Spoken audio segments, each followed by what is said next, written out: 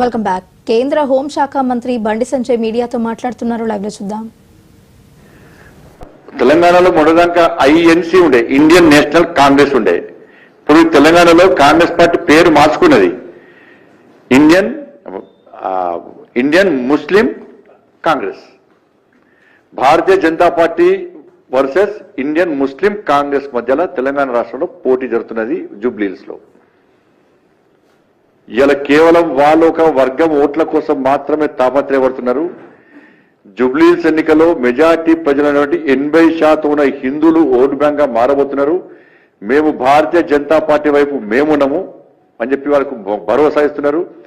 ఎన్నికల వాతావరణం మొత్తం మారిపోతున్నది, భారతీయ జనతా పార్టీకి అనుకూలంగా తయారవుతున్నది. ఈ రోజు మాకు వచ్చిన సమాచారం, అనేక ప్రాంతాల్లో వాకర్స్ కానీ ఇవాళ పొద్దు నుంచి ఇంటింటికి తిరిగే కార్యక్రమంలో కానీ మొత్తం ఓటర్స్ అందరూ కూడా వాళ్ళ నిర్ణయాన్ని మార్చుకున్నారు. బీఆర్ఎస్ అనేది ఫీల్డ్ నుంచి వెళ్ళిపోయింది. బీఆర్ఎస్ ఇప్పుడు పోటీ చేయాలన్నా వద్దన్న ఆలోచనతో ఉన్నది. ఏం చేయాలో తోచలేని పరిస్థితి బీఆర్ఎస్ ఉన్నది. నా ఘాట్కా అయిపోయిన పరిస్థితి. తురుకోవాలని అనుకుంటే వాళ్ళు మా కుంభముంచారు, కాంగ్రెస్కి వేరు. బయట అభివృద్ధి చెప్పుకుందామంటే 10 సంవత్సరాలు నువ్వేం చేస్తావు అని చెప్పి మమ్మల్ని అడుగుతున్నారు. ఇటువంటి పరిస్థితుల్లో బీఆర్ఎస్ ఫీల్డ్ నుంచి పక్క జరిగింది, అవుట్ అయిపోయింది. బీఆర్ఎస్ ఫీల్డ్ లేదు. ఇక్కడ జరిగేది బీజేపీ, ఐఎంసీ, ఈ రెండింటి మధ్యలో పోటీ. నేను జూబ్లీహిల్స్ ప్రజలకు విజ్ఞప్తి చేస్తున్నా, మీరు భారతీయ జనతా పార్టీ వైపు ఉంటారా, ఇండియన్ ముస్లిం కాంగ్రెస్ వైపు ఉంటారా? మీరు నిర్ణయం తీసుకోండి. మీకు అభివృద్ధి కావన్నా, అరాచకాలు కావన్నా అర్థం చేసుకోండి. కాంగ్రెస్ గెలిస్తే ఎంఏం పార్టీ గెలిచినట్టే. ఈరోజు ప్రచారం అంతా కాంగ్రెస్ పార్టీలు చేస్తున్నారు. కాంగ్రెస్ పార్టీ క్యాడర్ లేదు, పూర్తిగా ఎంఐఎం పార్టీలు చేస్తున్నారు. ప్రచారం అంతా కూడా ఎంఐఎం పార్టీలే. కాంగ్రెస్ జెండాలు ఏడే వాడుతున్నాయి, అన్ని పచ్చ జెండాలుగా వాడుతున్నాయి. అలా పచ్చ జెండాలు పాకిస్తాన్ జెండాల, ఈ జెండాలు కూడా అర్థమవుతలేదు.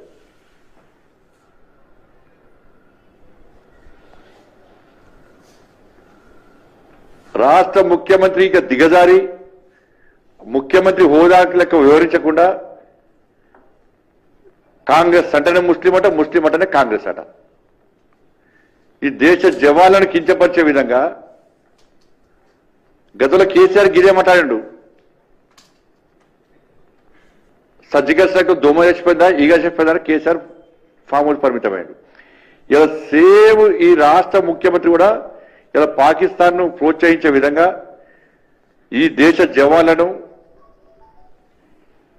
హేళన చేసే విధంగా ఈ దేశానికి వ్యతిరేకంగా వ్యాఖ్యలు చేసే స్థాయికి వచ్చిందంటే మీరు అర్థం చేసుకోండి. నేను కాంగ్రెస్ పార్టీ కార్యకర్తలు విజ్ఞప్తి చేస్తున్నా, మీరు ఎట్టి మీద గెలవరు, బీజేపీ గెలవబోతున్నది. ఈడ కాంగ్రెస్ పార్టీ గెలిస్తే కాంగ్రెస్ పార్టీ గెలిచిందని చెప్పుకోరు, ఎంఏఎం పార్టీ గెలిచిందని మాత్రమే మా నాయకులు చెప్పుకుంటారు, రాసి పెట్టుకోరు. అది అంతా అవసరమా మీకు కాంగ్రెస్ పార్టీ క్యాడర్?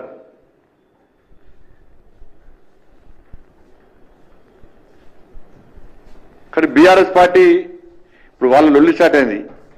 మాగంటి గోపీనాథ్ ఇవాళ కొంతమందికి 2 భార్యలు ఉంటున్నారు, 9 పిల్లలు ఉంటున్నారు. కానీ తల్లి ఒక్కతే ఉంటుంది అన్న, తల్లి ఒక్కతే ఉంటుంది. ఇన్ని సంవత్సరాలు పెంచి పోసేటువంటి తల్లికి ఇలా సొంత కొడుకును హాస్పిటల్లో చూసుకోలేని పరిస్థితి తీసుకొస్తే ఆ తల్లి ఎంత తల్లడిలాలే, ఎంత బాధ అనుభవిస్తుందో ఇవాళ ఇన్ని రోజులు ఈ సమాజాన్ని తెలియలే. సరే, ఆ తెర వెనుక ఎవరున్నారో మనకు సంబంధం లేదు. ఆ తల్లి ఏదో ప్రిపేర్ అయి చెప్పినట్లేదు, ఆమె ఆవేదన బయటకు వస్తున్నది. ఆమె చదువుకున్న ఆమె, నిన్న ఆమె చూస్తుంటే బాధ అనిపిస్తున్నది.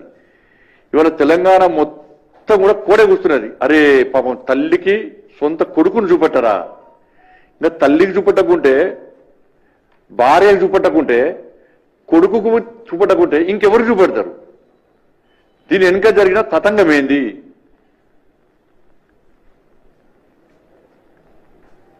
తల్లి డైరెక్ట్ కేసీఆర్ కొడుకు పేరు చెప్పింది. నా కొడుకు మరణము ఒక మిస్టరీ అన్నది. ఏంటి అది? ఆ రోజే చనిపోయిందా, అంతకంటే ముందే చనిపోయిందా, కొంతమంది కోసము లేట్గా అనౌన్స్ చేసి డిక్లేర్ చేసిరా? దీని మీద విచారణ జరపాల్సిన అవసరం పక్కా ఉంది. హాస్పిటల్ డాక్టర్ల స్టేట్మెంట్ రికార్డ్ చేయాలి, హాస్పిటల్ యాజమాన్యం స్టేట్మెంట్ రికార్డ్ చేయాలి,